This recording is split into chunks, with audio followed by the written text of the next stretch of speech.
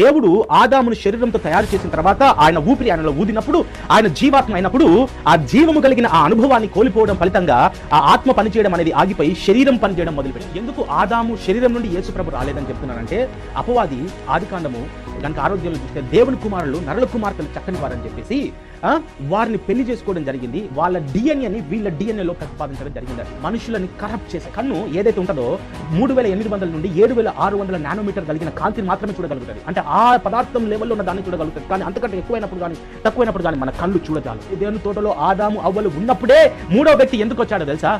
దేవుడిచ్చే ఆ జీవవృక్ష ఫలాన్ని తినే అనుభవం మనిషి కోల్పోయే విధంగా చేశాడండి. భారతదేశం లోపల క్రీస్తు శకము 800 సంవత్సరం వరకు నగరి దేవనగిరి లిపి వచ్చేంత వరకు ఏ మత గ్రంథము రాయబడలేదు. బైబుల్లో నుండే కాపీ కొట్టారండి. తన స్వరక్తం, ఆదాం రక్తం కాదు, అవ్వ రక్తం కాదు, నాలో పాపం ఉన్నదని మీలో ఎవరైనా నిరూపించగలడని సవాల్ విసిరాడండి ఆయన. యేసు ప్రభు శరీరాన్ని ఆదాం నుండి పంచుకున్నాడని చెప్తే, యేసు ప్రభు శరీరము మరియ నుండి పంచుకున్నాడని చెప్పే ఆ యొక్క విజయప్రసాద్ గారికి నేను చెప్పదలుచుకున్నానంటే, మీ దగ్గర డిఎన్ఏ ఉంటే, ఆదాము డిఎన్ఏ ఉంటే, మీ దగ్గర యేసయ్య డిఎన్ఏ ఉంటే, మీ దగ్గర మరియ డిఎన్ఏ ఉంటే, ఆ డిఎన్ఏ అన్నింటినీ మీరు ఒక కంప్లీట్ ఒక సైంటిఫిక్ ప్రజెంటేషన్ చేయండి. యోహాను సువార్త 6వ అధ్యాయము 52, 54 ఇది నా శరీరము, ఇది నా రక్తము, ఇది జీవాహారము, నా శరీరము తిని నా రక్తము త్రాగువాడెవరో అంత్య దినమున నేను వాడిని లేపెదను. అంటే ఆదాం శరీరం తినడు కాదు, అక్కడ ఆదాం అని రాయాలి. ఆదాం శరీరం తినడం అని రాయలేదు, అక్కడ మరియ శరీరం తినమని రాయలేదు. ఆదాం రక్తం దాగమని చెప్పలేదు, మరియ రక్తం దాగమని చెప్పలేదు. ఎందుకంటే వాళ్ళ రక్తం మానవ రక్తం. చూడండి యోహాను సువార్త 3:13 పరలోకం నుండి దిగి వచ్చిన ఆ మనిషి కుమారుడే తప్ప మనిషి లోపల వచ్చిన ఆ పాపం, మరణానికి వచ్చే పాపం 70 సంవత్సరాలు మరణించాల్సిందే. ఆదాము 930 సంవత్సరాలు బ్రతికి చనిపోయాడు. కానీ ఆయన పండు తిన్న తర్వాత 930 సంవత్సరాలు బ్రతికాడు ఉన్నది. కానీ పండు తినక ముందు ఎన్ని సంవత్సరాలు బ్రతికున్నాడు మహిమలో?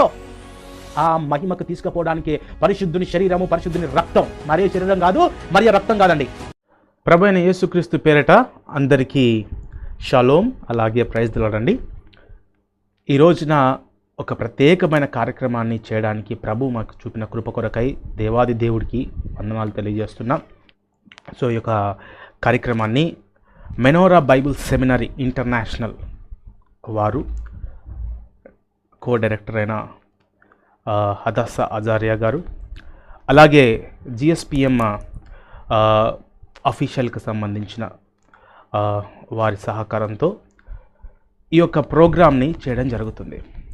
ఈరోజున మన ప్రోగ్రామ్ ఏంటంటే, యేసుక్రీస్తు is Yeshua God's particle or human or sin particle?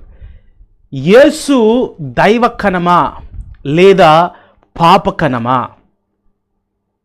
దైవకణమా లేదా పాపకణమా?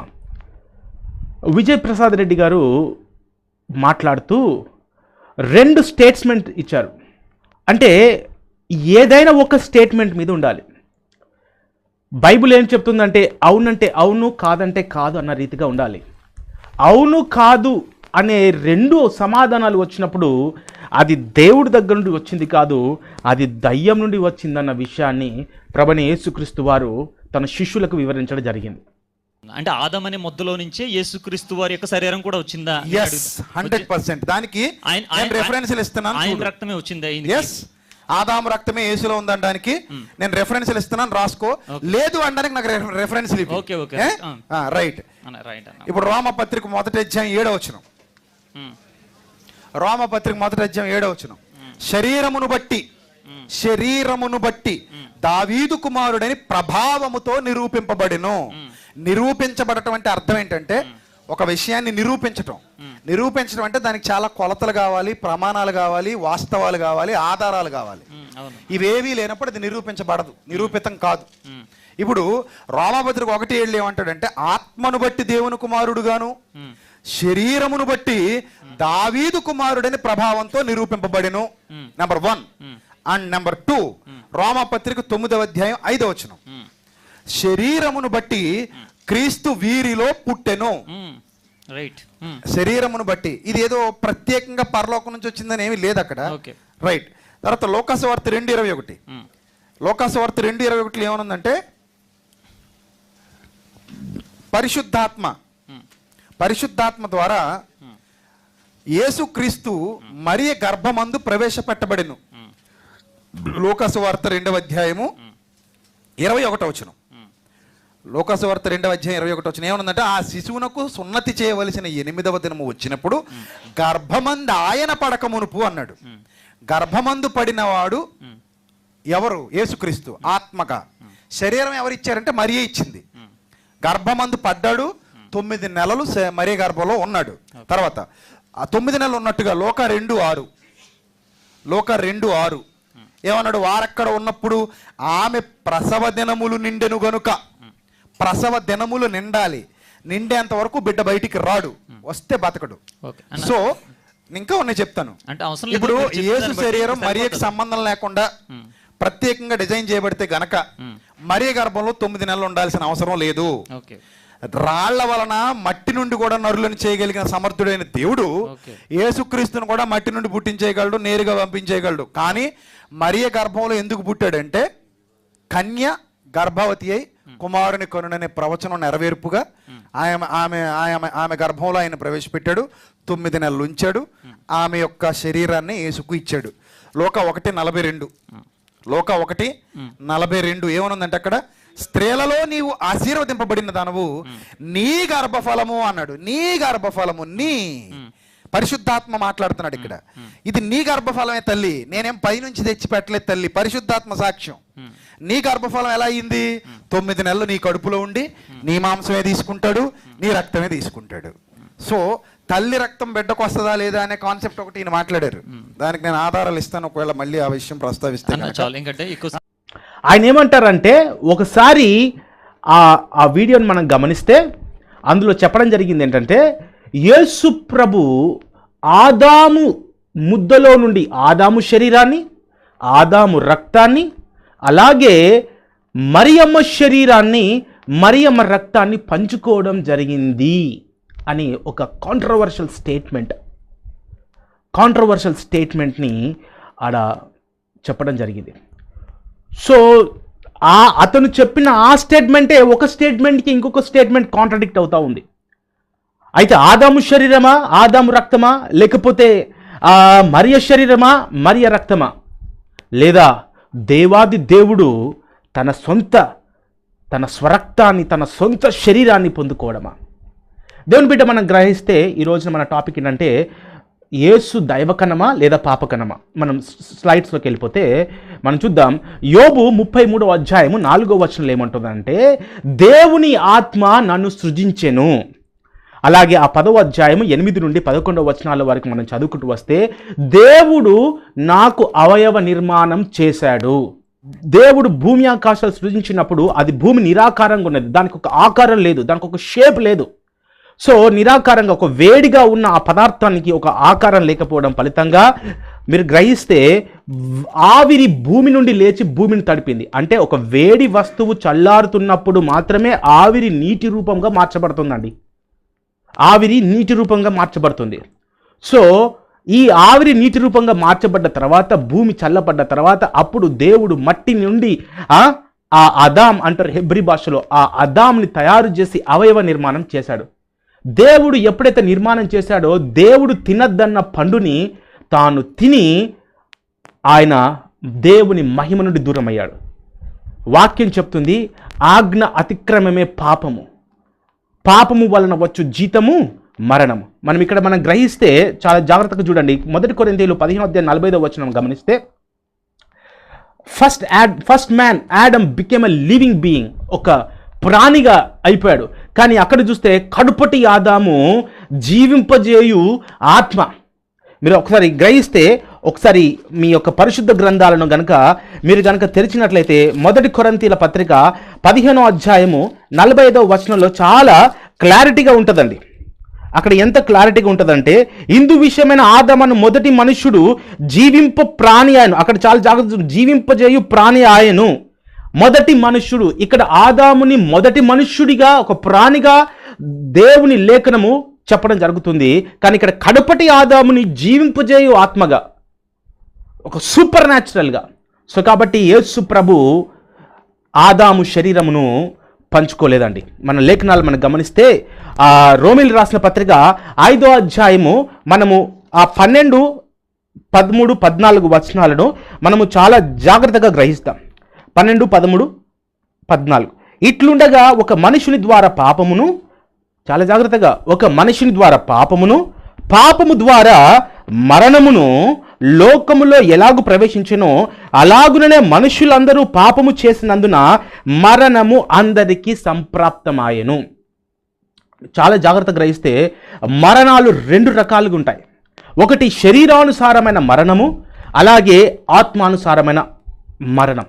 మీరు చాలా జాగ్రత్తగా గ్రహిస్తే దేవుడు ఆదామును శరీరంతో తయారు చేసిన తర్వాత ఆయన ఊపిరి ఆయనలో ఊదినప్పుడు, ఆయన జీవాత్మ అయినప్పుడు ఆ జీవము కలిగిన ఆ అనుభవాన్ని కోల్పోవడం ఫలితంగా ఆ ఆత్మ పనిచేయడం అనేది ఆగిపోయి శరీరం పనిచేయడం మొదలుపెట్టింది. అలాగనే మనం గ్రహిస్తే అంటే పాపము ఒకే వ్యక్తి ద్వారా వచ్చింది. ఏ విధంగా వచ్చిందో మనము జెనెటికల్ పేపర్స్ మనము గ్రహిస్తూ మనము ఆ యొక్క రీసెర్చ్ ఆర్టికల్స్ మనం గ్రహిద్దాం. మీరు చాలా జాగ్రత్తగా గ్రహిస్తే ఆ అవ్వను దేవుడు ఆదాము నుండి ప్రక్కటెముకల నుండి తయారు చేశారండి. అవ్వను దేవుడు ఆదాము ప్రక్కటెముకల నుండి. ఏ విధంగా ప్రక్కటెముకల నుండి అంటే ఒకసారి మనము ఈ స్లైడ్ కనుక మనకు గ్రహిస్తే ఇక్కడ ఏమైందంటే సైంటిస్టులు ఏం చేశారంటే కృత్రిమంగా మానవ శుక్రకణాలను తయారు చేశారు. కృత్రిమంగా ఆ అండాన్ని కూడా తయారు చేశారు. ఏ విధంగా తయారు చేశారని దాన్ని మనం పరిశీలించినప్పుడు ఇక్కడ ఒక ఆర్టికల్ ఉంటుందండి. జర్మ్ సెల్స్ అనే ఒక ప్రఖ్యాతిగాంచిన ఒక సైన్స్ జర్నల్ అది. సో దాంట్లో గ్రహిస్తే from stem cell to egg cells. ఈ స్టెమ్ సెల్స్ ఎక్కడ ఉంటాయా అంటే మనిషి యొక్క ఎముకల మధ్యలో ఆ స్టెమ్ సెల్స్ అనేది ఆ రక్తము ప్రొడక్షన్ అవుతున్నప్పుడు ఎరిథ్రోపాయిసిస్ అంటారు దాన్ని.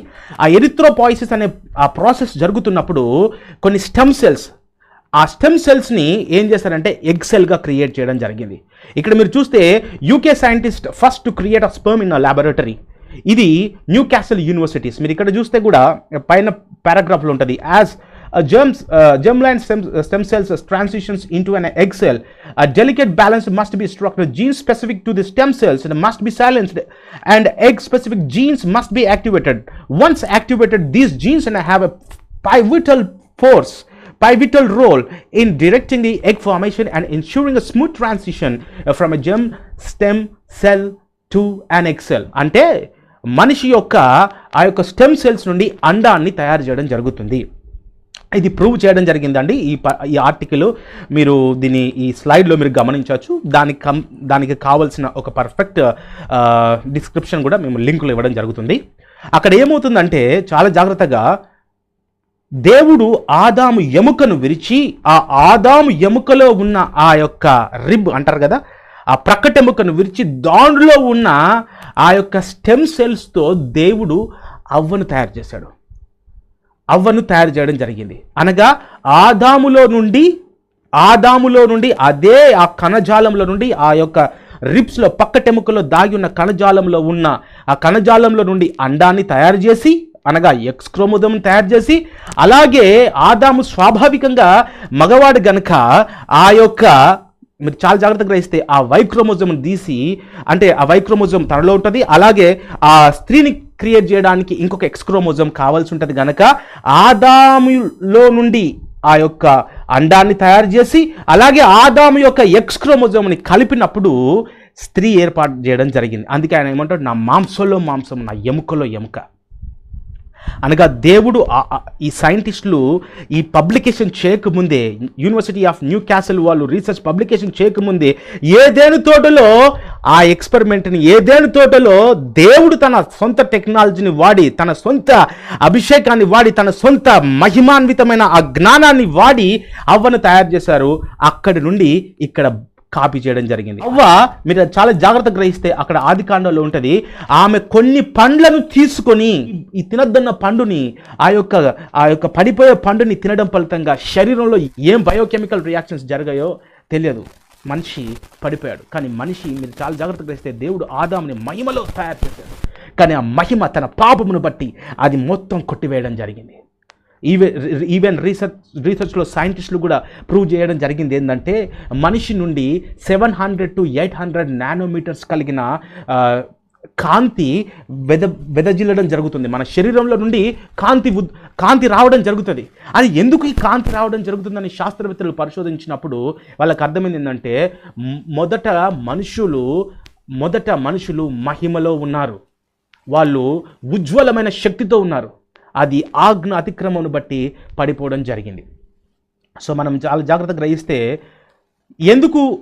ఎందుకు ఆదాము శరీరం నుండి యేసు ప్రభు రాలేదని చెప్తున్నానంటే, అపవాది ఆదికాండము కనుక ఆరోగ్యంలో చూస్తే దేవుని కుమారులు నరుల కుమార్తెలు చక్కని వారని చెప్పేసి వారిని పెళ్లి చేసుకోవడం జరిగింది. వాళ్ళ డిఎన్ఏని వీళ్ళ డిఎన్ఏలో ప్రతిపాదించడం జరిగిందండి.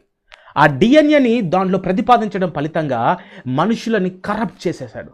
అందుకనే మీరు చాలా జాగ్రత్తగా గ్రహిస్తే దేవుని బిడ్డ, దేవుని పిల్లలారా, సాతాను దేవుని యొక్క చిత్తాన్ని డిస్ట్రాయ్ చేయడానికి అలనాడు ఆదికాండంలో ఏదైనా తోటలో దేవుని కుటుంబాన్ని చెదరగొట్టాడు. అలాగే దేవుని పిల్లలని కరప్ట్ చేశాడు తన డిఎన్ఎస్, పాపపు డిఎన్ఎస్ ద్వారా. తర్వాత నెక్స్ట్ జరిగిన విషయం ఏంటి తెలుసా? దేవునికి వ్యతిరేకంగా నిమ్రోదు నాయకత్వంలో ఆ యొక్క జలప్రలయం అయిపోయిన తర్వాత కట్టడానికి ఆ యొక్క బాబెల్లో ఆ యొక్క షినార్ మైదానంలో కట్టడానికి వచ్చినప్పుడు దేవుడు దిగి, మీరు చాలా జాగ్రత్తగా గ్రహిస్తే మనుషులు రెండు కారణాల ఫలితంగా వారు చెదరగొట్టబడ్డారు. ఒకటి ఏదైనా తోటలో, మళ్ళీ తర్వాత ఆ షీనార్ మైదానంలో. అందుకనే యేసు ప్రభు అంటాడు, యేసు ప్రభుని గురించి ఆ కైఫ్ అంటాడు, యేసు ఆ జన్మ కొరకే కాక చెదిరిపోయిన దేవుని పిల్లలని ఏకం చేయడానికి చావవలసి ఉన్నది. అందుకనే ఆయన చావడం జరిగింది. అందుకే ఆయన శరీరాన్ని ధరించుకొని వచ్చాడు. మీరు చాలా జాగ్రత్త చూస్తే ఏజ్కేల్ 1:4 నుండి 28 వరకు జరిగితే దేవదూతలకు శరీరాలు ఉన్నాయి. ఏ విధంగానైతే ఏలియా ఆ బదిరి వృక్షం కింద పడుకొని ఉన్నప్పుడు జరిగిన విషయం ఏంటంటే, దేవదూత ఆ అప్పమును నిప్పుల మీద కాల్చి నీళ్ళని ఇవ్వడం ఫలితంగా, అనగా దేవదూతలు they have their physical bodies. మీరు చాలా జాగ్రత్తగా గ్రహిస్తే దేవదూత ప్రధాన దూత మిఖాయలు 1వ అధ్యాయము, యూదా 1వ అధ్యాయం ఉంటుంది, దాంట్లో 9వ వచనం ఉంటుంది. మోషే శరీరమును పైకి తీసుకెళ్తా ఉన్నాడు మిఖాయల్. అంటే శరీరాన్ని తీసుకువెళ్ళడానికి కావాల్సిన అనుభవం ఏంటిది? ఒక భౌతికమైన పదార్థం మాత్రమే భౌతికమైన పదార్థాన్ని టచ్ చేయగలుగుతుంది. మన కన్ను ఏదైతే ఉంటుందో 3800 నుండి 7600 నానోమీటర్ కలిగిన కాంతిని మాత్రమే చూడగలుగుతుంది. అంటే ఆ పదార్థం లెవెల్లో ఉన్న దాన్ని చూడగలుగుతుంది. కానీ అంతకంటే ఎక్కువైనప్పుడు కానీ తక్కువైనప్పుడు కానీ మన కళ్ళు చూడజాలవు. అనగా దేవుని బిడ్డ, ఈ దేవదూతలందరికీ శరీరాలు ఉన్నాయి. మీరు కనుక ఏజ్కేలు మీరు 28వ అధ్యాయం 12వ వచనం నుండి మీరు ఒకసారి చూడండి. అక్కడ చూస్తే తూరుని గురించిన ప్రవచనం ఉంటుంది. నువ్వు దేవుని తోటకు ఏదేనులో నీవు ఉంటివి, నీ ఒక కెరూబువై ఉంటివి. మీరు చాలా జాగ్రత్తగా చూడండి. ఏజ్కేలు 28వ అధ్యాయంలో చాలా చక్కగా చెప్పబడతా ఉంటుంది. అక్కడ 12 రాళ్లతో, అనగా కెరూబ్ అనగా దేవదూత.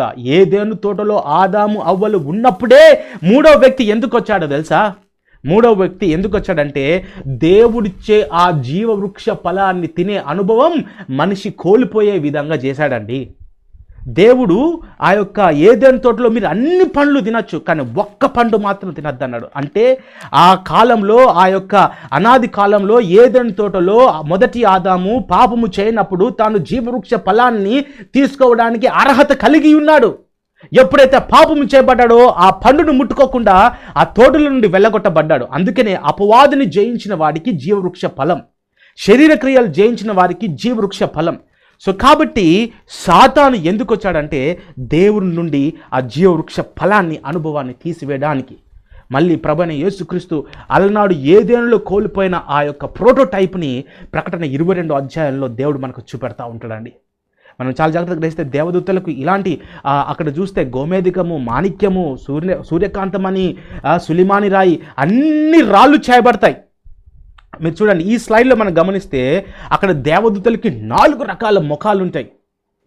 ప్రపంచం లోపల ఈజిప్షియన్స్ కానీ, ఐగుప్తీయులు కానీ, బాబిలోనియన్లు అనగా మెసపటోనియా వాళ్ళు కానీ, ఈవెన్ సింధు నాగరికతలో ఉన్న వాళ్ళు కానీ, సుమేర్ నాగరికతలో ఉన్న వాళ్ళు కానీ, ప్రతి ఒక్కరి నాగరికతలో వారు పిక్టోరియల్ లాంగ్వేజ్, హైరోగ్లిఫ్, ఈజిప్ట్లో హైరోగ్లిఫ్ పిక్టోరియల్ లాంగ్వేజ్ని వాడేవారు. కానీ ప్రపంచంలో మొట్టమొదటిగా రాయబడిన అది ఏదైనా ఉంటే అది పరిశుద్ధ గ్రంథం. ఆ పరిశుద్ధ గ్రంథము పేలియో హిబ్రూ అనగా అనాది హిబ్రూ భాషలో దేవుడే. మీరు చాలా జాగ్రత్త చూస్తే నిర్గమకాండంలో దేవుని వేలే రాసింది స్క్రిప్ట్. ఆ స్క్రిప్ట్ రాయడం ఫలితంగా ఆ భాష క్రమాన్ని వాడి, ఆ యొక్క స్క్రిప్ట్ను వాడి, ఆ యొక్క ఆల్ఫాబెట్స్ను వాడి హెబ్రీ భాషలోను, అరామిక్ భాషలోను బైబిల్ రాయడం జరిగింది. భారతదేశం లోపల క్రీస్తు శకము 800 సంవత్సరం వరకు నగరి దేవనగిరి లిపి వచ్చేంత వరకు ఏ మత గ్రంథము రాయబడలేదు. అనగా బైబుల్లో నుండే కాపీ కొట్టారండి. ఇక్కడ దేవదూతలకి మీరు చూడండి, కెరూబులకి 4 ముఖాలు ఉంటాయి. ఒకటి సింహం ముఖము, ఒకటి మనిషి ముఖము, ఒకటి దేవదూత ముఖము, అలాగే పక్షిరాజు ముఖము, అనగా 4 జీవులు, అలాగే ఎద్దు ముఖము, డిఫరెంట్ రకాల ముఖాలు ఉంటాయండి. దేవదూతలు అలాంటి వాళ్ళు శరీరమును కలిగి ఉన్నారు. మీరు హెజ్కేలు 10వ అధ్యాయం 8వ వచనం, ఈ 17వ వచనంలో కూడా మీరు చూస్తే ఏ విధంగా ఉంటారో చూడండి.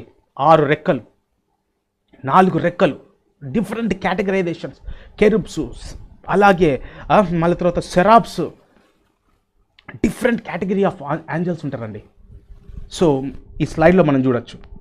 హెజ్కేలు 28వ అధ్యాయంలో చూడండి, సాతానుని దేవుడు ఏ విధంగా తయారు చేశాడు చూడండి. అక్కడ ఉంటుంది 13వ వచనంలో ఏముంటుందంటే, ప్రెషస్ స్టోన్ తోటి, carnelian, chrysolite, emerald, topaz, onyx, jasper, lapis, lazuli, turquoise, beryl, gold, all type of the precious stones God made the smallest cherub.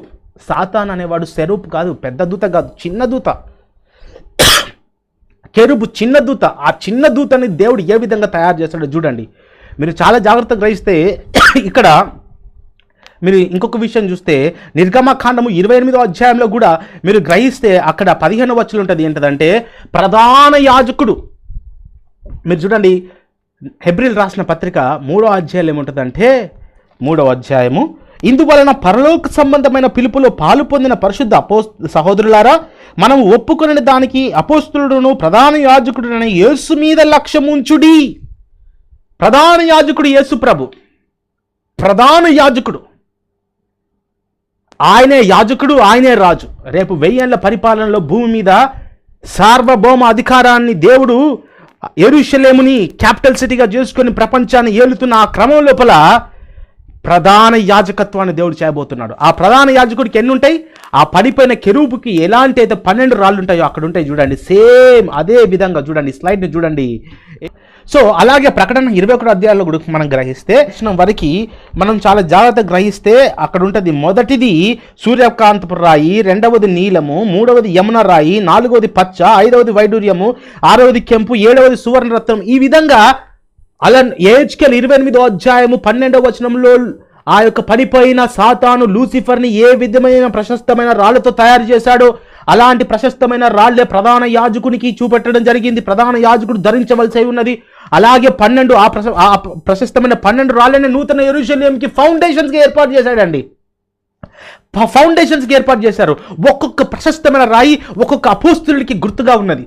మీరు చాలా జాగ్రత్తగా గ్రహిస్తే రెవల్యూషన్ 12వ అధ్యాయం 7వ వచనం 27వ వచనం నుండి 9వ వచనం చూస్తే, సాతాన్ని మిఖాయేలు కింద పడవేసినప్పుడు వాడు నేరుగా పడ్డది ఎక్కడికో తెలుసా? ఏదెను తోటలో ఆదాము అవ్వలు దేవుని మహిమ నుండి దూరం చేయడానికండి. ఒకవేళ కనుక గ్రహిస్తే ఆ రోజున కనుక ఆదాము హవ్వను ఇచ్చే పండుని కనుక నిరాకరిస్తే ఈరోజు స్త్రీలకు మాత్రమే సమాధులు ఉండేవి, పురుషులకు మాత్రం సమాధులు లేకపోయేది. ఎందుకంటే మనం మరణించకపోతాం కదా. సో కాబట్టి మనం గ్రహిస్తే కూడా మీరు చూడండి, అక్కడ ఉంటుంది ఏంటంటే ఎఫెసీయులు 6వ అధ్యాయము 12వ వచనం, మనం పోరాడేది ఏంటి తెలుసా? రక్తంతో శరీరంతో కాదు, మనం పోరాడేది సాతాను సంబంధమైన ఆ యొక్క కబంధ హస్తాలు కలిగిన సాతానుతో. మీరు చాలా జాగ్రత్తగా గ్రహిస్తే చూడండి, ఇక్కడ మీరు చూడండి, దేవదూతలు ఎప్పుడైతే పడిపోయారో వారు పాపము చేసి మనుషుల స్త్రీలతో సంబంధించిన ఆ యొక్క డాటర్స్ ఆఫ్ మెన్ అనగా మనుష్య కుమార్తెలతో పాపం చేయడం ఫలితంగా కొత్త సీడ్ వచ్చిందండి. మీరు చూడండి, అక్కడ డ్యూటెరానమీ 3:11 అనగా ద్వితీయోపదేశకాండం 3:11 ఏముంటుందంటే, అక్కడ ఓగ్ బాషాను రాజైన మంచము 9 మూరలండి. ఎంత? 9 మూరలు. ఇది రబ్బాలో ఉన్నది, అమోనైట్స్. అమాన్ నేటి రాజధాని అమాన్లో ఉన్నది. ఇది అమాన్ అనగా ఇప్పుడు జోర్డాన్ క్యాపిటల్ సిటీ అక్కడ ఉంటుంది చూడండి. మీరు ఎప్పుడైతే సాతాను ఆ డిఎన్ఎస్ని పెట్టి నెఫిలీలు అనే కొత్త సంతానాన్ని ఏర్పాటు చేసినప్పుడు ఆ యొక్క జలప్రలయంలో దేవుడు వారిని తీసివేసినా కూడా మీరు చూడండి, జలప్రలయం తర్వాత కూడా సంఖ్యాకాండము 13వ అధ్యాయం 23వ వచనం 28, 33, 28వ వచనం చూస్తే అక్కడ వాళ్ళు చెప్తారు ఏంటంటే, మేము అనాకిలను చూసాం. మోషే 12 మందిని పంపించినప్పుడు వారు అనాకిలను చూసాం, వారి ఎదుట మేము మిడతల్లాగా ఉన్నామని చెప్తారండి. మీరు చూస్తే 9 మూరలు, 9 మూరలు ఆ బాషాన్ రాజు యొక్క మంచం. మీకు ఇక్కడ ఒక స్లైడ్స్ చూపెడుతున్నానండి. ఇది క్యూబిట్స్ డైమెన్షన్స్ ఫ్రమ్ బెరిమన్ అనే ఒక జర్నల్ ఆఫ్ ఆంథ్రోపాలజీ ఉంటుందండి. ఈ జర్నల్ ఆఫ్ ఆంథ్రోపాలజీలో ఒక్కొక్క అలనాడు అనగా ఏది మన యోసేపు కాలంలో నుండి అనగా అబ్రహాము కాలంలో నుండి కొలబడుతున్న ఒక్కొక్క క్యూబిట్కి ఎన్ని ఇంచెస్తో ఇక్కడ ప్యాలెస్టీన్ అని ఉన్నది. ప్యాలెస్టీన్ అంటే ఇప్పుడు ఉన్న సోకాల్డ్ ప్యాలెస్టీన్ అనే పదాన్ని నేను వాడను. ప్యాలెస్టీన్కి దేశం లేదు, అది ఇస్రాయేలే. కాకపోతే రోమన్ చక్రవర్తులు, మీరు చాలా జాగ్రత్తగా గ్రహించండి, ఆ యొక్క బబులోనియల కాలం లోపల ప్యాలెస్టీన్ అనే కంట్రీ లేదండి. అలాగే మీరు గ్రహిస్తే మిడో పర్షియాలో కూడా ఆ యొక్క నేమ్ లేదు, తర్వాత గ్రీస్లో కూడా లేదు. తర్వాత వచ్చిన రోమన్స్ ఇస్రాయిల్ని అసాసినేట్ చేయడానికి ఈ విధంగా చేశారు. సో కాబట్టి సో కాల్డ్ ప్యాలెస్టీన్ దగ్గర ఒక్క క్యూబిట్ 25.24 ఇంచెస్ ఉంటుందండి. ఎంత? 25.24 ఇంచెస్ ఉంటుంది. అనగా 9 మూరలు అనగా 9 క్యూబిట్స్. ఈ 9 క్యూబిట్స్ని కనుక మనం గ్రహిస్తే 9 క్యూబిట్స్ మల్టిప్లైడ్ బై ఇక్కడ ఉంటుంది చూడండి, నేను కర్సర్తో చూపెడుతున్నాను. ఇక్కడ ప్యాలెస్టీన్ 25 ఇంచెస్ అంటే 227 ఇంచులు అండి. ఇదంతా 227 ఇంచులు. ఈ ఇంచెస్ని మనము ఫీట్స్లో కనుక మనం చూస్తే ఒకసారి మనము చెక్ చేద్దామండి. ఈ ఇంచెస్ నుండి ఫీట్స్లో కనుక మనం చూద్దాం, 227.16 అండి. 227.16 అంటే ఇంచుమించుగా 18.93 ఫీట్ అండి. ఆ మంచమే, ఆ ఓగు మంచమే 18.93 మంచం అండి. అంటే సాతాను మనిషి లోపల వాడు డిఎన్ఎస్ పెట్టాడు, మనిషి లోపల డిఎన్ఎస్ పెట్టాడు. కొందరు అంటున్నారు కదా ఆదాము నుండి పంచుకున్నాడని. ఆదాము నుండి వచ్చిన ఆ స్త్రీలలోనే, ఆ యొక్క మనుష్య కుమార్తెలలోనే సాతాను డిఎన్ఎస్ పెట్టి యేసు ప్రభుని పాపిగా అనగా వాడేమనుకున్నాడంటే పాప సంబంధమైన శరీరం వేసుకొని ప్రభు వస్తాడు కావచ్చు అని అనుకున్నాడు. కానీ ఆదాముకు శరీరాన్ని ఇచ్చిన దేవుడు ఏంటండి? ఆదాముకి శరీరాన్ని ఇచ్చిన దేవుడికి ఆదాము నుండి శరీరం తీసుకోవాల్సిన ఆవశ్యకత ఉండదు. ఎందుకంటే మీరు చూడండి, సామెతలో 8వ అధ్యాయం 23వ వచనం ఉంటుంది ఏంటంటే, పూర్వకాలమున సృష్టి ఆరంభమున ఆయన నన్ను ప్రధాన శిల్పిగా చేశాను, నేను నీటితో నిండిన ఊటలు లేనప్పుడు నేను పుట్టి తిని. నీళ్ళు అంటే ఏంటండి? నీరు అనగా కెమిస్ట్రీలో దాని కెమికల్ ఫార్ములా H2O. ఈ H2Oని విడదీసినప్పుడు హైడ్రోజన్ ఉంటుంది, అలాగే ఆక్సిజన్ ఉంటుంది. ఈ హైడ్రోజన్ దేంట్లో ఉంటుంది తెలుసా? ఈ హైడ్రోజన్ నక్షత్రాలలో ఉంటుంది. అనగా నక్షత్రాలు లేనప్పుడే, జాగ్రత్తగా గ్రహిస్తే హిరోషిమా నాగసాకిలో 1945లో లిటిల్ బాయ్ అండ్ ఎనలాగో అనే 2 బాంబులు, అది న్యూక్లియర్ ఫ్యూజన్ బాంబులు అండి. న్యూక్లియర్ ఫ్యూజన్ లోపల హైడ్రోజన్స్ కలిసి హీలియం ఒక బలమైన శక్తి. యేసు ప్రభు మీరు చాలా జాగ్రత్తగా చూస్తే మనం గ్రహిస్తే యాకోబులో నుండి నక్షత్రం పుట్టును, ఆయన నీతి సూర్యుడు. మత్తయి సువార్త 17వ అధ్యాయము ఒకసారి 2వ వచనం మనం గ్రహిద్దాం. లేఖనాల ప్రకారంగా చూద్దామండి. మత్తయి సువార్త 17వ అధ్యాయము 2వ వచనాన్ని నేను మీ మధ్యలో చదువుతాను. ఒకసారి మీ యొక్క పరిశుద్ధ గ్రంథాలను ఒకసారి ఓపెన్ చేయండి. 6 దినములైన తర్వాత యేసు పేతురును, యాకోబును, అతని సహోదరుడైన యోహానును వెంట పెట్టుకొని ఎత్తైన ఒక కొండ మీదికి ఏకాంతముగా పోయి వారి ఎదుట రూపాంతరం పొందెను. ఆయన ముఖము సూర్యుని వలె ప్రకాశించెను, ఆయన వస్త్రములు వెలుగు వలె తెల్లవినాయను. మీరు చాలా జాగ్రత్తగా చూస్తాండి. ఆయన మీరు గనుక గ్రహిస్తే ఆదాము శరీరాన్ని పంచుకున్న యేసు ప్రభు శరీరము మహిమలో వెలిగితే ఆదాము శరీరం ఎందుకు వెలగలే? అలాగే ఆదాము సంతానం నుండి వచ్చిన మన శరీరాలు ఎందుకు మెరియట్లేదు? అంటే నీళ్లతో నిండిన ఊటలు లేనప్పుడు, హైడ్రోజన్ ఆక్సిజన్ లేనప్పుడే నేను పుట్టాను, ఆయన నన్ను తయారు చేశాడు, ఆయన నన్ను ప్రధానమైన శిల్పిగా చేశాడని తండ్రిని గురించి ప్రభువైన యేసుక్రీస్తు సాక్ష్యం ఇస్తున్నాడండి. అనగా ఆయనకు శరీరం ఉన్నది. యేసు ప్రభు వారిని ఒక రోజున అడుగుతారు తన శిష్యులు, అయ్యా తండ్రిని చూపెట్టండి. అప్పుడు అంటారు ప్రభు వారు ఏమంటారంటే నన్ను చూస్తే నా తండ్రిని చూసినట్టే. వారికి అర్థం కాలేదు. దానియేలు 7వ అధ్యాయం 9వ వచనం చూస్తే అంతటా సింహాసనములను వేట చూచి తిని ఆ యొక్క మహావృద్ధుడు అనగా హెబ్రీ భాషలో దాన్ని ఏముంటుందంటే అర్బోత్ యమీం అంటే అసలు అర్బోత్ యమీం అంటే అర్బోత్ అంటే దానికి ఒక మనము కౌంటబిలిటీ ఇవ్వలేమండి. ఇంగ్లీష్లో ఏముంటుందంటే ఆ యొక్క యాన్షియంట్ ఆఫ్ డేస్ అని ఉంటుంది. తెలుగులో మహావృద్ధుడు అని ఉంటుంది. తండ్రి అయిన దేవునికి సాదృశ్యం ఇది. తండ్రి అయిన దేవుడికే గుర్తుంది. అక్కడ ఆ తండ్రి అయిన దేవుడు యాన్షియంట్ ఆఫ్ డేస్, ఎన్షియా అనేది ఎన్షియో అనే ఒక గ్రీక్ లాటిన్ వర్డ్, అంటే దాన్ని నెంబర్ ఉండదు దానికి. ఎన్షియో అంటే అసంఖ్యకం, అంటే దాన్ని ఏమంటారంటే అనంతం. ఆయన ఏ విధంగా ఉన్నాడండి? దానియేలు 7వ అధ్యాయం 9వ వచనం చదివితే ఆయన కళ్ళు అగ్ని జ్వాలల వలె, ఆయన తల వెంట్రుకలు తెల్లని గొర్రె బొచ్చు వలె, ఆయన మహిమ. అలాగే ప్రకటన 1వ అధ్యాయం లోపల మన యోహాన్ గారికి కనపడతారండి.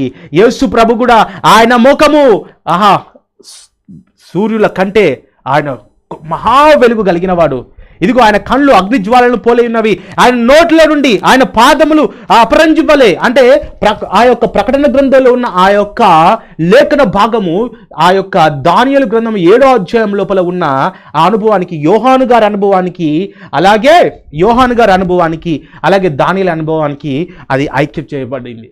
అవి రెండు కోయిన్సైడ్ అవుతున్నాయి. అలాగే హెజ్కేలుకు కెబార్ నది దగ్గర కనబడ్డ ఆ దేవదూతల స్వరూపమును 4 జీవుల ఆ దేవదూతల సమూహమే, ఆ దేవదూతల యొక్క స్వరూపమే యోహాన్ గారికి కనబడింది. సో కాబట్టి ఏదో ఒక్క లేఖనాన్ని తీసుకొని దాన్ని చెప్పడం కాదండి, ఆ లేఖనానికి సపోర్ట్ కావాలి. యేసు ప్రభు అంటాడు, ఒక్కడి సాక్ష్యం కాదు, 2 సాక్ష్యాలు కావాలి. మనం చూస్తే ఈ విధంగా ఉంటుంది చూడండి. సో కాబట్టి మీకు ఇంకొక విషయం చూస్తాను. ఇది ఒక ఆర్టికల్. హెరోడోటస్ అనేది చరిత్రకి అతను పితామహుడు లాంటి వాడు. ఇక్కడ మనం గ్రహిస్తే ఈ యొక్క డాక్యుమెంటేషన్ ఉంటుంది. ఇది 117 కన్సర్నింగ్ ద జాయింట్స్ అనే ఒక బుక్ ఉంటుంది. దాంట్లోపల నేను మీకు డిస్క్రిప్షన్ లింక్లో నేను చేస్తాను, చూడండి.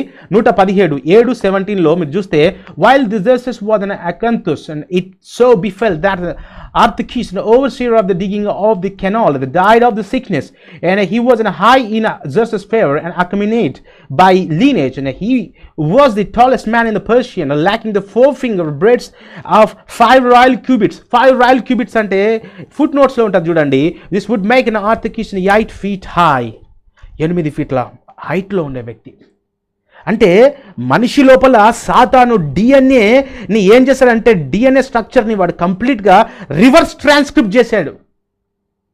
అనగా మీరు చాలా జాగ్రత్త చూడండి, యేసు ప్రభు రావద్దు, పవిత్రుడైన యేసు ప్రభు రావద్దని మీరు చాలా జాగ్రత్తగా గ్రహిస్తే చూడండి. ఇది ఇక్కడ ఉంటుంది చూడండి, కన్సర్నింగ్ జాయింట్స్ అనేది ఇది కంప్లీట్గా ఇది మన హెరోడోటస్ గారు రాసిన దాంట్లో ఇక్కడ మీరు ఉంటుంది చూడండి. దీంట్లో ఇక్కడ గొలియాత్ గురించి ఉంటుంది. ఈ యొక్క 2వ పారాగ్రాఫ్లో 2వ స్టాంజాలో ఉంటుంది గొలియాత్. మీరు ఇక్కడ దీంట్లో చూస్తే కూడా మోడ్రన్గా అనాటమీ ల్యాబొరేటరీలో ఈ యొక్క హాలాండ్ లోపల కూడా దానికి సంబంధించిన అనేక అనుభవాలు ఉన్నాయి. ఎంత హైట్ ఉన్నాడో చూడండి, 7 feet. ఇప్పుడు మనము కన్ఫర్మేషన్కి వద్దామండి. నిజంగా మీరు చాలా జాగ్రత్త చూడండి, సాతాను పడిపోయిన దూతల ద్వారా మనిషి యొక్క క్రమాన్ని, అందుకని దేవుడు ఏమన్నాడు ఇశ్రాయేలుతో, మీరు అన్య స్త్రీలను పెళ్లి చేసుకోవద్దు. Because why? The DNA of the human kind totally corrupted by Satan, by the fallen angels, by making the reverse transcription process. అలనాడు మీరు చాలా జాగ్రత్తగా గ్రహిస్తే దేవుడు పరిశుద్ధంగా తయారు చేశాడు ఆదామును, కానీ పాపంలో పడిపోయాడు. ఒక్క మనిషిని ద్వారా మరణము.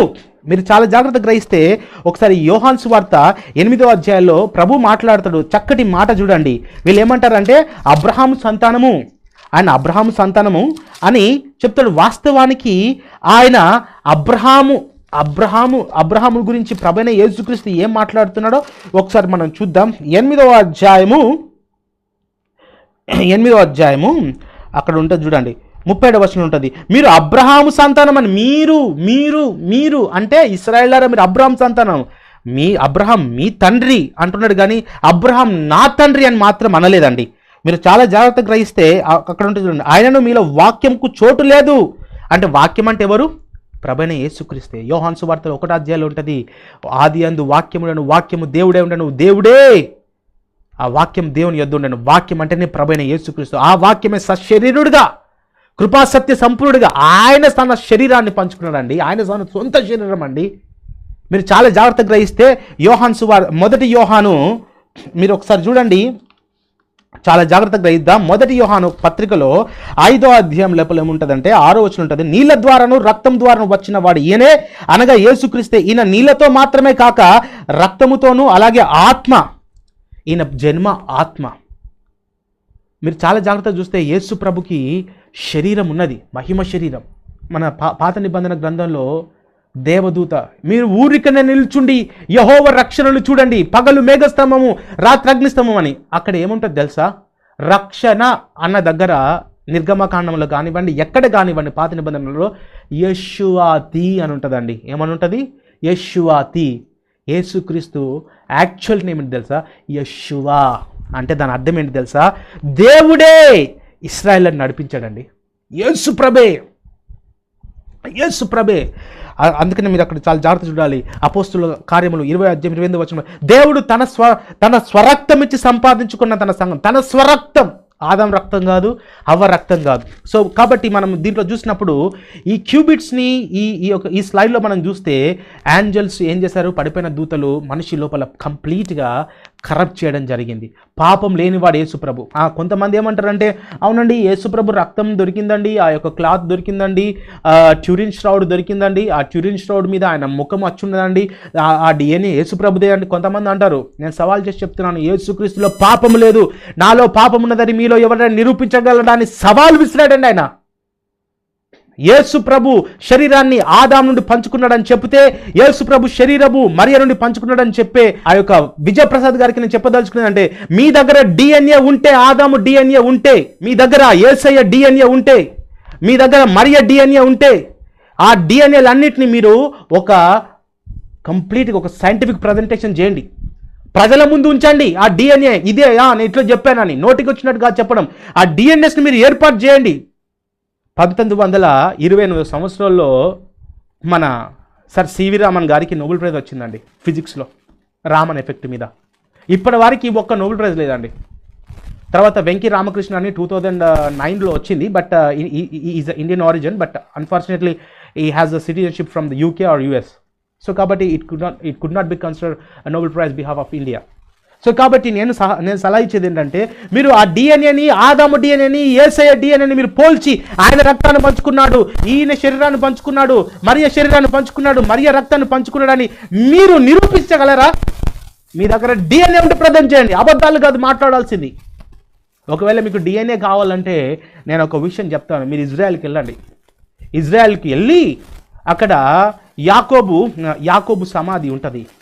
యాకోబు సమాధి, మరియకు పుట్టిన మరొక కుమారుడు, అక్కడ డిఎన్ఏ కలెక్ట్ చేసుకోండి. మీరు ఇజ్రాయెల్కి వెళ్ళండి, డిఎన్ఏ కలెక్ట్ చేసుకోండి. మరి ఆదాం డిఎన్ఏ ఎక్కడి నుంచి కలెక్ట్ చేస్తారో తెలియదు. సరే, ఆదాం డిఎన్ఏ అవసరం లేదండి. అరారత్ మౌంటైన్ టర్కీలో ఉంటుంది, తుర్కీయే. ఆ తుర్కీకి మీరు వెళ్ళి అక్కడ నోవాహు సమాధి ఉన్నది, ఆ నోవాహు సమాధికి వెళ్ళి ఆ డిఎన్ఏ తీసుకురండి, నోవాహు డిఎన్ఏ తీసుకురండి, ఈ డిఎన్ఏ మ్యాచ్ చేయండి. మాటలు మాట్లాడడం కాదండి, వాక్యాన్ని నిరూపించాలి. ఇది సాతాను సంబంధమైన బోధ, బిలాము బోధ. బిలాము కూడా ఏం చేస్తాడు? అన్నీ చూపెడతా ఉంటాడు. ఇశ్రాయేలుని ఎట్లా ఓడించాలి అంటే ఆ వ్యభిచారం చేయించాలి. ఆ బిలాము బోధ, నికోలాయితుల బోధ, ప్రకటన గ్రంథంలో ఉంటుంది కదా, ఆ నికోలాయితుల బోధ. సంఘాన్ని కట్టాలి కానీ సంఘాన్ని కూల్చడం కాదు, విశ్వాసాన్ని కట్టాలి కానీ విశ్వాసాలను కూల్చడం కాదండి. భారతదేశానికి ఒక్క నోబెల్ ప్రైజ్ కూడా రావట్లేదు. మరి మీరు కనుక చేస్తే అది బాగుంటుంది. సో ఈ సైంటిఫిక్ రిపోర్ట్స్లో ఆ యొక్క యేసు ప్రభు మరణించినప్పుడు ఆయన మీద ఉన్న క్లాత్ మీద ఉన్నది అది అని చెప్తారు కదా, దాంట్లో చాలా కంటామినేషన్ ఆఫ్ డిఎన్ఏస్ ఉన్నాయి. రోమీయులకు రాసిన పత్రిక 5వ అధ్యాయము 14వ వచనం మీరు చూస్తే, ఆయనను ఆదాము చేసిన అతిక్రమమును బోలి పాపము చేయని వారి మీద కూడా ఆదాము మొదలుకొని మోషే వరకు మరణం ఏలెను. మోషే వరకు మరణం ఏలిందట. ఎందుకు తెలుసా? అప్పటి వారికి దేవుని యొక్క ధర్మశాస్త్రము, దేవుని యొక్క వాక్యము మోషే వరకు రానప్పటి వారికి ఏమైంది? ఆదాము నుండి మోషే వరకు మరణం ఏలింది. ఈవెన్ ప్రభువైన యేసుక్రీస్తు రక్తము చిందించేంత వరకు ఆత్మల మీద మీరు చాలా జాగ్రత్తగా గ్రహిస్తే సాతాను అజమాయిషి చెల్లించాడు. సమూయేలు గారు మరణించిన తర్వాత ఆ ప్రేతాత్మలు కలిగిన ఆ కర్ణపిశాచాల స్త్రీ దగ్గరికి వెళ్ళి, ఆ సోర్సర్ దగ్గరికి వెళ్ళి, ఆ యొక్క సౌలు గారు చెప్తారు నాకు ఒక ఆత్మ కావాలన్నప్పుడు ఆమె ఆత్మను లేపినప్పుడు సమూయేలు. అందుకే యేసు ప్రభు వారు ఎప్పుడైతే మరణించారో ఆయన వచ్చింది ఏం తెలుసా? ఈ పాప సంబంధమైన శరీరాన్ని పవిత్రమైన తన రక్తంతో, పవిత్రమైన తన శరీరంతో. అందుకనే చాలా జాగ్రత్తగా చూడండి, యోహాను సువార్త 6వ అధ్యాయము 52, 54, ఇది నా శరీరము, ఇది నా రక్తము, ఇది జీవాహారము. నా శరీరము తిని నా రక్తము త్రాగువాడెవరో అంత్యదినమున నేను వాని లేపెదను. అంటే ఆదాం శరీరం తినడు కాదు, అక్కడ ఆదాం అని రాయాలి. ఆదాం శరీరం తినడం అని రాయలేదు, అక్కడ మరియ శరీరం తినమని రాయలేదు. ఆదాం రక్తం దాగమని చెప్పలేదు, మరియ రక్తం దాగమని చెప్పలేదు. ఎందుకంటే వాళ్ళ రక్తం మానవ రక్తం, మానవ సంబంధమే. ఈయనే పరలోకం నుండి, మీరు చూడండి యోహాను సువార్త 3:13, పరలోకం నుండి దిగి వచ్చిన ఆ మనుష్య కుమారుడే తప్ప. మీరు చాలా జాగ్రత్తగా చూడండి, మనుష్య కుమారుడు అంటే అర్థం ఏంటంటే కుమార అంటే దాన్ని ఈ యొక్క కొన్ని లాంగ్వేజెస్లో ఏముంటుందంటే కుమార అంటే రాజు, కుమార్ అంటే రాజు. హెబ్రీ భాషలో బెనీ అంటే ఏంటి తెలుసా? My son, my right hand son అన్నట్టు అర్థం. అంటే నా కుమారుడు, నా కుమారుడు, నా కుమారుడు. మీరు అందుకని చాలా జాగ్రత్తగా చూస్తే చూడండి, అక్కడ గల్తీలు రాసిన పత్రిక 4వ అధ్యాయం 6వ వచనం ఉంటుంది అంటే అబ్బా తండ్రి అని మొర్రపెట్టే తన కుమారుని ఆత్మను, తన కుమారుడు అండి ఆయన, తన కుమారుడు. మీరు చాలా జాగ్రత్తగా గ్రహిస్తే ఇక్కడ మీరు చూడండి మత్తయి సువార్త 17వ అధ్యాయం 1-2 వచనాల్లో ఆయన యేసు ప్రభు ముఖము మెరుస్తూ ఉంది సూర్యునిలాగా. ఒకవేళ గనక ఆదాము శరీరాలని యేసు ప్రభు కలిగి ఉంటే, యేసు ప్రభు శరీరాన్ని మనం కలిగి ఉంటే మన ముఖం ఏ విధంగా మెరవాలండి? ఏ విధంగా మెరవాలి? అందుకనే రక్తం మాంసం, మీరు చాలా జాగ్రత్తగా అపోస్తలుడైన పౌలు అంటారు రక్తము మాంసం అనగా ఈ రక్తము మాంసము ఆదాము నుండి వచ్చే క్రమం నుండి వచ్చిన ఆ పాపము నుండి అతిక్రమం నుండి వచ్చిన క్రమం. రోమీయులకు రాసిన పత్రిక 5వ అధ్యాయం 14వ వచనం ప్రకారంగా దేవుని రాజ్యాన్ని స్వతంత్రించుకున్నది. కానీ పరలోకం నుండి దిగి వచ్చిన నజరేయుడైన యేసుక్రీస్తు యొక్క శరీరము రక్తము, ఇది ప్రత్యేకమైన రక్తము, ఇది ప్రత్యేకమైన శరీరము, ఇది పరిశుద్ధమైన శరీరం, పరిశుద్ధమైన రక్తము గనుక, దేవుని సొంత రక్తం గనుక ఈ రక్తాన్ని ఈ శరీరాన్ని తిని తాగితే మనకు నిత్య జీవం ఉంటుంది. అంత్యదినం అందు వాడిని లేపుదును. ఏ అంత్యదినం అది? ఏ అంత్యదినం? మార్త అంటది అంత్యదినంలో వాడిని లేపదు. అంత్యదినంలో లేస్తాడయ్యా, అంత్యదినంలో లేస్తాడు, అంత్యదినంలో లేస్తాడు. Just before his millennial rule every corruptible body it will become the incorruptible. కంప్లీట్గా డివైన్ బాడీస్ని, ఆదాం అనే ఒక మనుషుని పాపాన్ని ప్రభువైన యేసుక్రీస్తు, ఇక్కడ శరీరం ప్రాణి, ఆదాము ప్రాణి, కానీ దేవుడు జీవింపజేయు ఆత్మ. మీరు కింద చాలా జాగ్రత్తగా గ్రహిస్తే ఒక ఆర్టికల్ ఉంటుంది, తండ్రుల నుండి పాపాలు పిల్లలకు వస్తాయండి. The sins of the fathers అని ఇక్కడ ఉంటుంది, ఒక ఆర్టికల్ ఉంటుంది. ఈ ఆర్టికల్లో చెప్పడం జరిగింది ఏంటంటే ఒక జీవుల మీద వాళ్ళు రీసెర్చ్ చేశారు. ఆ జీవులు చేసినప్పుడు ఆ తండ్రుల నుండి ఆ జెనెటిక్స్ అనేది ఒక్కొక్కరికి సంక్రమించడం జరుగుతూ ఉన్నది. దీన్ని గ్రహిస్తే గనక ఆ రోమిల్ రాసిన పత్రికలో 5వ అధ్యాయంలో అపోస్తలుడైన పౌలు 12వ వచనం చెప్తాడు, ఒక మనుషుడి ద్వారా పాపం వచ్చిందట. ఇక్కడ కూడా ఏమన్నదంటే the sins of the father, ఒక మనుషుడి ద్వారా, ఆ ఒక్క మనుషుడు ఆదాం. మీరు ఇక్కడ చూస్తే ఆ ఆర్టికల్ ఉంటుందండి. ఈ ఆర్టికల్ నేచర్, ఇది పబ్లిష్డ్ ఇన్ 2014 అండ్ March 6. ఇది మామూలు జర్నల్గా టాప్ మోస్ట్ జర్నల్, ఇది టాప్ మోస్ట్ జర్నల్ అండి. ఈ జర్నల్ని మీరు చూడొచ్చు. మనుషుల ద్వారా అంటే తండ్రుల ద్వారా. అంటే నేను ఏమంటున్నానంటే కొంతమంది అంటారు ఏంటండి జన్మత పాపం లేదు కదా, జన్మత పాపం లేదు కదా. ఇప్పుడు గాజాలో వాళ్ళందరూ ఇస్రాయేళ్ల మీద ఒకే రోజు 7,000 రాకెట్లు, హిజ్బుల్లా వాళ్ళు ఒకే రోజు 500 రాకెట్లు, ఇరాన్ వాళ్ళు ఒకే రోజు 300 క్రూజ్ మిసైళ్ళు. మనుషుల్లో ఏం పాపం లేదు కదా. విజయప్రసాద్ రెడ్డి గారు, మీరు టెహ్రాన్కి వెళ్తారా? మీరు గాజాకి వెళ్తారా? లేదా మీరు లెబనాన్కి వెళ్తారా? హిజ్బుల్లా వాళ్ళకి మళ్ళీ తర్వాత నెక్స్ట్ పాలెస్టీనియన్స్కి, హమాస్ వాళ్ళకి సువార్త చెప్పండి. మరి వాళ్ళ గొప్ప ఏం పాపం లేదు కదా, వాళ్ళు నీతిమంతులే కదా. ఒకసారి మీరు పోయి సువార్త చెప్పండి. వాళ్ళు చూపే ప్రేమ అది మంచిదైతే మీకు అర్థమవుతుంది మనిషి జన్మతా పాప లేకపోతే ఏం పాపే అనేది. అది ఫీడింగ్ చేయబడతా ఉంటుంది. ఫీడింగ్. ఒక చేప నుండి వచ్చిన చేప పిల్ల అది ఈదుతూనే ఉంటుంది. ఒక సాలిడ్ నుండి వచ్చిన దాని పిల్ల అది స్పైడర్ వెబ్ చేస్తూనే ఉంటుంది. మనిషి లోపల వచ్చిన ఆ పాపం, మరణానికి వచ్చే పాపం 70 సంవత్సరాల్లో మరణించాల్సిందే. ఆదాము 930 సంవత్సరాలు బ్రతికి చనిపోయాడు. కానీ ఆయన పండు తిన్న తర్వాత 930 సంవత్సరాలు బ్రతికాడు ఉన్నది. కానీ పండు తినక ముందు ఎన్ని సంవత్సరాలు బ్రతికున్నాడు మహిమలో? ఆ మహిమకు తీసుకుపోవడానికే పరిశుద్ధుని శరీరము, పరిశుద్ధుని రక్తం. మరే శరీరం కాదు, మరే రక్తం కాదండి. మీరు చూస్తే చూడండి, ఇక్కడ కోబ్రా ఉన్నదండి. ఇక్కడ ఇది కూడా నేచర్ జెనెటిక్స్. దీంట్లో ఒక 30 మంది సైంటిస్టులు దాకా వర్క్ చేశారు. వాళ్ళు ఏం చేస్తారంటే 19 స్కాఫోల్డ్స్ మీద 95% ఆఫ్ జీనోమ్లో సర్పెంట్ లోపల ఉన్న జీనోమ్ అది ఎప్పుడో 100 సంవత్సరాలు 1000 సంవత్సరాల క్రితం ఉన్న పాము నుండి అదే విధంగా సంక్రమిస్తుంది. అదే విధంగా ఏదైనా తోటలో ఆదాము చేసిన ఆ పాపమును బట్టి మరణము ఇప్పటి వరకు మనకు వస్తూనే ఉన్నది. మరణము 2 రకాలని చెప్పాను నేను. ఒకటి శరీరానుసారమైన మరణం, ఇంకొకటి ఆత్మానుసారమైన మరణం. శరీరానుసారమైన మరణము అది తాత్కాలికమైనది, అది ఎవరైనా మరణించాలి. ఆ శరీరానుసారమైన మరణం నుండి ఆత్మానుసారమైన మరణమును తప్పించుకోవాలంటే పరిశుద్ధమైన యేసు రక్తం, జన్మతా పాపైన మనము యేసు రక్తాన్ని, యేసు రక్షణ లోపల ఆయన బాప్తిస్మంలో మనము పాతిపెట్టబడితే గనుక ఆయన ఏ విధంగా పునరుత్థానుడు అయ్యాడో ఆ విధంగా మనం పునరుత్థానపు అనుభవంలోకి నడిపించబడతాం. రోమీలకు రాసిన పత్రిక 6వ అధ్యాయము 23వ వచనంలో కూడా ఉంటుంది చూడండి. ఏలైనగా పాపం వలన వచ్చిన జీతం మరణము, దేవుని కృపావరము మన ప్రభు అయిన యేసుక్రీస్తు నందు నిత్య జీవం. ఆదాము పాపం నుండి ఆ విధంగా వచ్చింది. పాపం జన్మతా పాపం లేని వాళ్ళు ఎవరెవరైతే మాట్లాడతారో వీళ్ళందరినీ దయచేసి గాజాకు పోండి, దయచేసి టెహరాన్కు పోండి, దయచేసి మీరు ఆ మిడిల్ ఈస్ట్లో వెళ్ళి ఆడ సువార్త పత్రికలు పంచరండి. ఒకవేళ గనక మీ సువార్తను బట్టి వాళ్ళు రక్షించబడితే దేవునికి స్తోత్రం. అనేకమైన విషయాలండి. చూడండి అక్కడ 8వ అధ్యాయం లోపల, యోహాను సువార్త 8వ అధ్యాయం లోపల ఒక చక్కటి మాట ఉంటుంది చూడండి.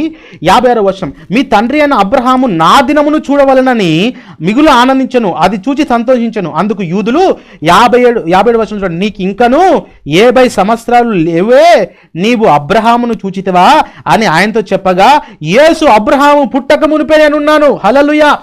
అబ్రహాము నుండి ఇస్సాకు, ఇస్సాకు నుండి యాకోబు, యాకోబు నుండి 12 మంది నుండి ఎవరండి? 12 గోత్రాల నుండి మరియమ్మ వచ్చిందండి. హెబ్రీలు రాసిన పత్రిక 7వ అధ్యాయంలో మీరు చూడండి, దశమాంశాలను ఇవ్వవలసిన లేవి, దశమాంశాలను తీసుకోవాల్సిన లేవి ఎప్పుడైతే అబ్రహాము మెల్కిసెదెకును కలుసుకుంటాడో, ఈ యొక్క లేవి అబ్రహాం గర్భంలో ఉన్నాడు. ఆ గర్భంలో ఉన్నాడు అంటే లేవి గర్భంలో ఉన్నప్పుడు లేవి ఏం చేయాలి? మిగిలిన అన్నదమ్ములతో కలిసి యోసేపుని ఏ విధంగా చేయాలి, యోసేపుని ఏ విధంగా గుంటలో పడేయాలి, అవన్నీ ఆయన జెనెటిక్ లిటరేచర్ అని ఉంటుందండి. ఒక మనిషి ఎన్ని సంవత్సరాలు బతకాలి, ఒక మనిషి ఏ విధంగా జీవించాలి, అతనికి ఏమి రోగాలు వస్తాయి, అతనికి ఏ గుణగణాలు వస్తాయి అని జీన్స్లో అది మెన్షన్ చేయబడుతుంది. కానీ ప్రభువైన యేసుక్రీస్తు రక్తం ఉంటే ఆ పాపాలన్నీ కొట్టివేయబడతాయి. మీరు అక్కడ చాలా జాగ్రత్త చూస్తే ఆ యొక్క ఇస్సాకు పుట్టక ముందే, యాకోబు పుట్టక ముందే 3వ కుమారుడైన ఆ యొక్క రూబేను, షిమ్యోను తర్వాత లేవి ఆయన క్రమంలో ఉన్నాడండి. ఆయన క్రమంలో ఉన్నాడు అంటే అబ్రహాం పుట్టక ముందే ఆయన ఉన్నాడు. ఆయనకు శరీరం ఉన్నది. అబ్రహాం పుట్టక ముందే. మీరు ఆదికాండం 15వ అధ్యాయం చూస్తే యెహోవా వాక్యము అబ్రహామును దర్శించాడు. యెహోవా వాక్యం అంటే ఎవరండి? యేసు ప్రభువు దర్శించాడు. యేసు ప్రభువు దర్శించాడండి. మెల్కిసెదెకును కలుసుకున్నప్పుడు అబ్రహాము రొట్టెను ద్రాక్షరసం ఇచ్చాడు. మెల్కిసెదెకు రొట్టె ద్రాక్షరసం ఇచ్చినప్పుడు అబ్రహాము యొక్క శరీరానుసారమైన క్రియల నుండి, అబ్రహాము సంతానం నుండి ఆ శరీర సంబంధమైన క్రియలను విడిపించడానికి యేసు ప్రభు తన శరీరాన్ని, తన రక్తాన్ని ఆయన ఇచ్చాడు. పాపి రక్తం మనిషిని విడుదల చేయలేదు, నిర్దోషమైన రక్తం. మీరు చూడండి ఆ 1 యోహాను రాసిన పత్రికలు ఉంటుంది ఏంటిదంటే అక్కడ చక్కటి మాట ఉంటుంది. ఏ మాట? ఆయన నీళ్లతోనూ రక్తముతోను కాక ఆత్మతో, ఆయన ఆత్మతో డైరెక్ట్ పరిశుద్ధాత్మ మరియ గర్భంలోకి వచ్చింది. మీరు అనొచ్చు 9 నెలలు ఆ విధంగా ఉండొచ్చు అని. మీరు గ్రహిస్తే చూడండి ఆయన అనంత కోట్ల దూరంలో ఉన్నాడండి. ఒక కాంతి కాంతిని కొలవడానికి మనం సూర్యుని నుండి భూమి మీదకి కాంతి రావడానికి 8 నిమిషాలు పడుతుందండి. 8 నిమిషాలు పడుతుంది. ఆ 8 నిమిషాలు మీరు చాలా జాగ్రత్తగా గ్రహిస్తే 9.46 ట్రిలియన్ కిలోమీటర్స్. ఎంత? 9.46 ట్రిలియన్ కిలోమీటర్స్. ఒక కాంతి సంవత్సరం అంటారండి. ఒక కాంతి సంవత్సరం. మీరు చాలా జాగ్రత్తగా గ్రహిస్తే, దేవుడి దృష్టి లోపల మీరు గ్రహిస్తే ఆయన అనంతం. దేవుడు మొదటి దినము, 2వ దినము, 3వ దినము, 4వ దినం అంటే 6000 సంవత్సరాలు, 5000 సంవత్సరాలు కాదండి. ఎందుకంటే దేవుని దృష్టిలో అంటే 1000 అంటే మన 1000 సంవత్సరాలు ఆయనకు ఒక దినం. అంటే 1000 సంవత్సరాలు అంటే ఎన్ని? సంవత్సరానికి 360 రోజులు హెబ్రీ క్యాలెండర్ ప్రకారంగా.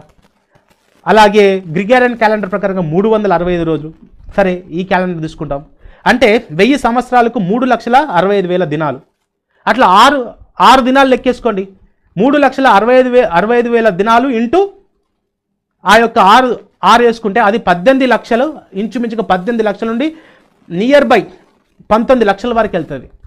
అంటే సంఖ్యాకాండం 14 వచనం ప్రకారంగా మీరు దినమునకు 40 దినముల లెక్క చొప్పున 40 సంవత్సరాలు, అంటే 40 దినాలు 40 సంవత్సరాలుగా చేసినప్పుడు ఈ యొక్క ఇంచుమించుగా 19 లక్షల ఆ యొక్క దినాలని ఒక్కొక్క సంవత్సరంలో క్యాలిక్యులేట్ చేసుకుంటే నియర్ బై 2 మిలియన్ ఇయర్స్ వస్తుంది. Near by 2 million years. అంటే బైబుల్ మనం సరిగా అర్థం చేసుకోలేదండి. బైబిల్ని సరిగా అర్థం చేసుకోలేదు మనం. ఆ కాలం మనం అనుకుంటున్న 1000 సంవత్సరాలు అంటే ఈ 1000 సంవత్సరాలకే సృష్టి కాదు, 6000 అంటే 6000 సంవత్సరాలకు సృష్టి కాదు. నెక్స్ట్ స్లైడ్స్లో నెక్స్ట్ ప్రోగ్రాంలో చెప్తాను. నోవాహు జలప్రలయం యొక్క టైమింగ్ ఎప్పుడు జరిగింది, ఏ విధంగా జరిగింది, నోవాహు జలప్రలయం తర్వాత ఈ ప్రపంచంలో ఉన్న మనుషులు ఎవరెవరు ఏ విధంగా కలిగారు, మళ్ళీ నెఫిలీలు ఎట్లొచ్చారు, అవన్నీ చెప్పడం జరుగుతుంది. పాము 100 సంవత్సరాలు ఉన్న పాము కానీ ఇప్పుడున్న పాము కానీ ఒకే కాటు వేసే గుణం, దాని జెనెటిక్ స్ట్రక్చర్ అండి అది. మనిషి కూడా పాపములో పడిపోవడం ఆదాము క్రమం నుండే వచ్చింది. కానీ ఆ పాపము నుండి విడిపించే క్రమం పరిశుద్ధమైన యేసు రక్తం. మరియ రక్తము తిని మరియ శరీరం తింటే నేను మిమ్మల్ని లేపుతా, మిమ్మల్ని అంత్య దినములు లేపుతా, ఆదాము శరీరము ఆదాము రక్తం తింటే మిమ్మల్ని లేపుతా అని చెప్పలే దేవుడు. ఏమన్నాడంటే my blood and my body దమ్కా షలి అంటే అర్థం ఏంటి తెలుసా, నా రక్తం. ధమ్కా అంటే రక్తం హెబ్రీ భాషలో. నా రక్తం అన్నాడు కానీ వాళ్ళ రక్తం వీళ్ళ రక్తం అనలేదు. అందుకే దేవుడు తన స్వరక్తం ఇచ్చి సంపాదించుకున్న సంఘం. మీరు నెఫిలీలు లేరండి, నెఫిలీలు ఉన్నారా అండి, మేము చూసామా అండి. నేను ఇజ్రాయెల్కి వెళ్ళినప్పుడు అక్కడ గ్రహించినప్పుడు ఒక్కొక్క వంకాయ ఇంత ఉంటుందండి బ్రింజాల్. మీరు చూస్తే ఆ యొక్క లేవి మన సంఖ్యాకాండం 13వ అధ్యాయం లోపల వారు దండతో మోసిరి. దేన్ని? ఎష్కోల్లో ఆ యొక్క ద్రాక్షాలను దండతో మోసిరి. మీరు చూడండి ఇక్కడ ఈ స్లైడ్లో చూపెడుతున్నాను. రూటర్స్ ఒక పెద్ద, ఇది చాలా ప్రెస్టీజ్ ఒక ఆర్టికల్ అండి.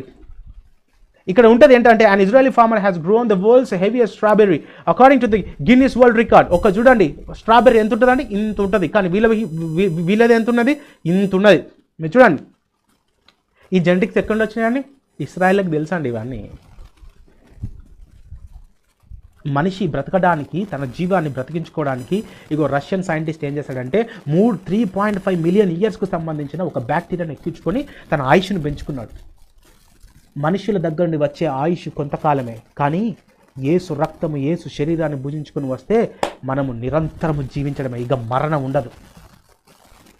If Jesus Christ shares the blood and body with Adam and Eve accordingly the false preachers ఎవరైతే చెప్తున్నారో, గురుగులు విత్తుతున్నారు కదా, గురుగులు నికోలాయితుల బోధ, బిలాము బోధ, మోడ్రన్ బిలాములు, తప్పుడు బోధలు చేసేవారు మోడ్రన్ బిలాములు. ఏం కాదండి, తినచ్చండి, దేనికి పెట్టినా తినచ్చండి. బిలాములు ఉన్నారు కొంతమంది. ఒకవేళ కనుక యేసు ప్రభు శరీరము పునరుత్థానమై లేచినప్పుడు, మరణాన్ని లేచినప్పుడు, ఒకవేళ ఆయన ఆదాము శరీరాన్ని అవ్వ శరీరాన్ని పంచుకుంటే ఆ నోవాహు కూడా పంచుకుంటాడు. నోవాహు పంచుకుంటే షేమ్ పంచుకుంటాడు, హామ్ పంచుకుంటాడు, యపెత్ పంచుకుంటాడు. నోవాహు సమాధి ఆ యొక్క టర్కీలో ఉన్నది. ఇప్పుడు ఎందుకు ఆయన సమాధి, ఆయన శరీరం లేపబడట్లేదు? సవాల్ చేసి చెప్తున్నాను. నోట్ ఇక్కడ చూడండి. ఎవరైనా డిఎన్ఏ మేరీది ఉన్నా, మరియది ఉన్నా, ఆదాంది ఉన్నా శాంపుల్స్ సబ్మిట్ చేయండి. మీరు ఆ నోబెల్ ప్రైజ్ కమిటీ ఉంటుందండి, దానికి సబ్మిట్ చేయండి. సబ్మిట్ చేస్తే మీకు నోబెల్ ప్రైజ్ వస్తుంది. భారతదేశానికి ఒక గొప్ప గౌరవం తీసుకొచ్చిన వారు అవుతారు. ఏదో నలుగురిని పక్కన పెట్టుకొని ఏమి అవగాహన లేని వాళ్ళని పక్కన పెట్టుకొని ఇది అది అని చెప్పడం కాదు. వాక్యాన్ని ఒక్క లేఖనంతో కాదు, వాక్యాన్ని పూర్తి లేఖనాలతో మనం చూడాలండి. మీరు చాలా జాగ్రత్తగా గ్రహిస్తే మీరు చూడండి, అనేకమైన రెఫరెన్స్ చూడండి. జూడా 1వ అధ్యాయము 9వ వచనము, మళ్ళీ తర్వాత మీరు గ్రహిస్తే యోహాను సువార్త 5వ అధ్యాయం 29వ వచనం ఉంటుంది. మేలు చేసిన వారు జీవ పునరుత్థానమునకు, కీడు చేసిన వారు మరణ పునరుత్థానమునకు. పునరుత్థానము, resurrections are of different types. The 2 types. అదేంటిది? Resurrection of death and resurrection of life. ఆదాము క్రమంలో పాపం చేస్తూ పోయినావనుకో నీకు కూడా పునరుత్థానం ఉంటుంది. ఆ పునరుత్థానము కీడు చేయు వారికి మరణ పునరుత్థానం వస్తుంది. ఒకవేళ కనుక నువ్వు ఆదాం క్రమంలో నుండి కాకుండా యేసుక్రీస్తు ప్రశస్తమైన శరీరం రక్తంలోకి వస్తే జీవ పునరుత్థానం. ఈ జీవ పునరుత్థానంలో ఏముంటుంది తెలుసా? ఆయనతో పాటుగా నువ్వు రాజ్యం చేస్తావు. ఆయనతో పాటుగా ఆదాముని దేవుడు మట్టితో చేశాడండి, 12 రాళ్ళతో కాదు చేసింది. అందుకని లూకా సువార్త లోపల ఉంటుంది, ఆయన అంటాడు మీరు దేవదూతల వలె ఉంటారు. మీరు దేవదూతల వలె పెళ్లికి ఇవ్వబడరు, పెళ్లి చేసుకోరు. మీరు ఆ సద్దుకాయస్ అడుగుతారండి పునరుత్థానంలో ఏమవుతుంది అని చెప్తే, మనిషి పునరుత్థానం తర్వాత దేవదూతల వలె కెమో మెలహీం ఎలోహీం, దేవదూతల వలె. జాగ్రత్త గ్రహిస్తే ఆ రోమిల్ రాసిన పత్రిక 6వ అధ్యాయము మీరు 23వ వచనం కూడా ఒకసారి చూస్తే అది చాలా చాలా బాగుంటుందండి. 6వ అధ్యాయం 23వ వచనంలో పాపం వలన వచ్చు జీవితం మరణం. అలాగే 6వ అధ్యాయం 3వ వచనం చూస్తే క్రీస్తు యేసులోనికి బాప్తిసం పొందిన మనమందరము ఆయన మరణంలోకి, ఏ మరణము? ఆదాము మరణం కాదు, యేసుక్రీస్తు మరణం. మరణం మనిషికి ముగింపు కాదు. ఈ మరణించి శరీర క్రియలను జయించి ఆయన నేరుగా పోయి ప్రవక్తల ఆత్మలను చెరగా పట్టుకొని పోయినండి. ఆయన మన మామూలు శరీరం అయితే గెలవలేం. అంత దేవాది దేవుని ప్రత్యక్షంగా చూసిన మోషే శరీరాన్ని తీసుకుపోవడానికి, మీకు ఒక విషయం చెప్తున్నానండి, మోషే శరీరాన్ని తీసుకుపోవడానికి ప్రధాన దూత అయిన మిఖాయేలు వచ్చింది. రేపు మన శరీరాలను కూడా తీసుకుపోవడానికి మత్తయి సువార్త 24 అధ్యాయం లోపల 29 నుండి 34 వచనం ఉంటుంది. ఆ దినముల శ్రమ ముగిసిన వెంటనే ఆయన దేవదూతలు పంపిస్తాడు. ఆ దేవదూతలు ఆ యొక్క భూమి యొక్క 4 చివర్ల నుండి చనిపోయిన వారిని మొట్టమొదటిగా లేపుతాడు. తర్వాత మన బాడీస్ని ఆ యొక్క glittering, we are going to glitter, all that glitters not a gold అంటారు కదా, మనము సువర్ణం మన కాళ్ళ కింద ఉండి ఆ యొక్క 12 పునాదులు కలిగిన, సాతాను కోల్పోయిన 12 పునాదులు కలిగిన అనుభవాన్ని మనం పొందుకోగలుగుతాం. అందుకనే మీరు చాలా జాగ్రత్తగా గ్రహిస్తే మీరు చూడండి, ఆ యొక్క రోమిల్ రాసిన పత్రిక 5వ అధ్యాయము 19వ వచనం, ఏలైనగా ఒక మనిషిని అవిధేయత అనేకులను పాపులుగా చేసింది. ఒకవేళ కనుక యేసు ప్రభు కూడా ఆ క్రమంలో కనుక ఉంటే, ప్రభుకు కూడా ఇంకో రక్షకుడు అవసరమా? మీ బోధలు ఆ విధంగా ఉన్నాయి. ప్రభుకు కూడా నెక్స్ట్ ఇంకొక రక్షకుడు కావాలన్న రీతిగా నేను ఎవరెవరైతే యేసు ప్రభు శరీరం మరియ నుండి ఆదాం నుండి పంచుకున్నారో, దయచేసి మీరు DNA శాంపుల్స్ని కలెక్ట్ చేసి మీరు సబ్మిట్ చేయొచ్చు. సో కాబట్టి ఈ యొక్క మీరు చాలా జాగ్రత్తగా గ్రహిస్తే కూడా అనేకమైన విషయాలు ప్రభు దీనిలో మాట్లాడడం జరిగింది. మేము ఈ యొక్క కార్యక్రమానికి క్వశ్చన్ అండ్ ఆన్సరింగ్ సెషన్స్ కూడా ఉంటాయి. మీకు ఏమైనా డౌట్స్ ఉంటే ఆ డిస్క్రిప్షన్ లింక్లో మీరు పెట్టండి. ఆ డిస్క్రిప్షన్ లింక్లో మన GSPM అలాగే యశ్వ మెనోరా బైబిల్ స్కూల్ అని ఉంటుంది. ఆ లింక్స్ మీకు షేర్ చేస్తాం. సో ఈ యొక్క ప్రోగ్రామ్ని బలపరచడానికి, బిలాములని క్రైస్తవ ప్రపంచానికి చూపెట్టడానికి ఈ యొక్క కార్యక్రమం చేయడం జరుగుతుందండి. ఈ యొక్క కార్యక్రమానికి దేవుడు చుట్టిన కృప కొరకై చాలా వందనాలు. ప్రభు నామములో మీ అందరికీ వందనాలు, స్తోత్రాలు. ఈ స్లైడ్స్లో ఏ డౌట్స్ ఉన్నా కూడా మీరు సంప్రదించగలరు. అందరికీ వందనాలండి.